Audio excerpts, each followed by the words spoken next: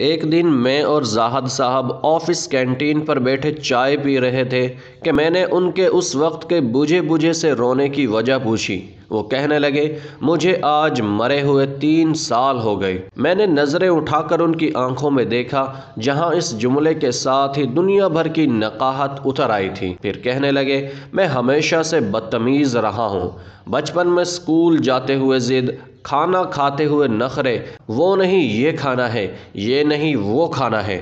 مجھے نہیں یاد کہ 5ویں کلاس تک میں نے اپنے ہاتھ سے نہایا، کھانا کھایا، کپڑے پہنے یا جوتوں کے تسمے کبھی بند کیے ہوں۔ باپ کا تو مجھے صرف نام ہی ملا، نہ کبھی اس کی صورت دیکھی اور نہ پیار۔ بھائی کا سہارا کیا ہوتا ہے اور بہن کی محبت کیا ہوتی ہے کچھ معلوم نہیں۔ پرائمری، مڈل اور پھر میٹرک تک یہی عادت رہی کہ رات کو سونے سے پہلے کتابیں، کاپیاں، بستہ، غرض تمام چیزیں ادھر ادھر بکھیر کر چھوڑ دی اور سو جاتا تھا، مگر صبح آنکھ کھلتے ہی دیکھتا کہ تمام چیزیں بہت سلیقے سے بستے میں پڑی ہیں اور بستہ بڑی نفاست سے میز پر پڑا ہے۔ مجھے لاکھ بار کہا جاتا کہ دودھ پی کر سونا، مگر میں نہیں پیتا تھا، لیکن جب صبح اٹھتا تو لب شیریں اور منہ کا ذائقہ بدلا ہوتا۔ پہلے پہل تو پتہ نہیں چلتا تھا، مگر آہستہ آہستہ پتہ چل گیا کہ رات کو نیند میں ہی دودھ پلا دیا جاتا ہے۔ رات کو کبھی آنکھ کھلتی تو دیکھتا کہ بارش ہو رہی ہے اور مجھ پر کمبل ڈال دیا گیا ہے کہ سردی نہ لگے۔ مجھے ہمیشہ گھر میں 2 ہی چیزوں سے چڑ رہی، ایک 11 سے 13 گھنٹے تک ہاتھ سے چلائی جانے والی سلائی مشین سے، اور دوسری روٹی کے کناروں سے کہ ان پر اکثر گھی لگنے سے رہ جاتا تھا، مگر روٹی کے وہ سوکھے ٹکڑے جو میں اتار دیتا تھا نہ تو کبھی گھر سے باہر فروخت ہوتے دیکھے اور نہ ہی کوڑا دان میں کبھی نظر آئے۔ اور جب بھی مجھے پیسے چاہیے ہوتے تو میں اسی سلائی مشین کا رخ کرتا جس سے مجھے چڑ تھی۔ جب بھی مجھے کبھی معمول سے ہٹ کر زیادہ پیسوں کی ضرورت ہوتی تو دیکھتا کہ گھر میں سلائی مشین کے چلنے کا دورانیہ 16 گھنٹے تک جا پہنچا ہے۔ مجھے یاد ہے کالج میں داخلے کے وقت مجھے 1500 روپے چاہیے تھے۔ میں نے گھر آ کر بتا دیا۔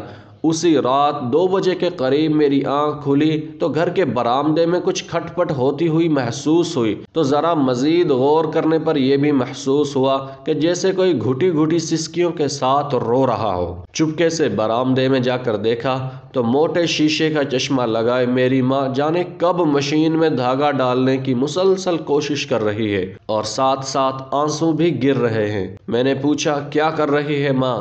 ماں نے چونک کر میری طرف دیکھا اور جلدی سے آنسو صاف کرتے ہوئے اور چہرے پر مسکراہٹ سجاتے ہوئے بالکل صاف آواز میں کہنے لگی، وہ سامنے والی سریا کے بھائی کی شادی ہے تو اس نے کہا کہ صبح تک 2 سوٹ سلائی کر دو۔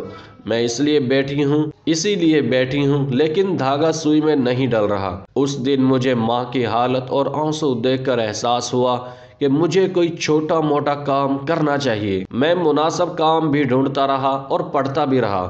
ادھر FA مکمل ہوا اور ادھر آفس میں کام مل گیا۔ میں نے گھر جا کر ماں کو بتایا تو وہ خوشی سے نہال ہو گئی۔ فوری شکر پارے لا کر محلے میں بانٹے۔ ایک دن میں کام سے گھر آ کر لیٹ گیا، تھوڑی تھکاوٹ ہو رہی تھی، پاؤں چارپائی سے لٹکاتے ہی سو گیا۔ جب اٹھا تو دیکھا کہ خلاف معمول آج نہ جوتے میرے پاؤں سے اترے تھے اور نہ ہی کھانا بنا تھا۔ ماں کو آواز دی، ماں ماں ماں اٹھ، بھوک لگی ہے۔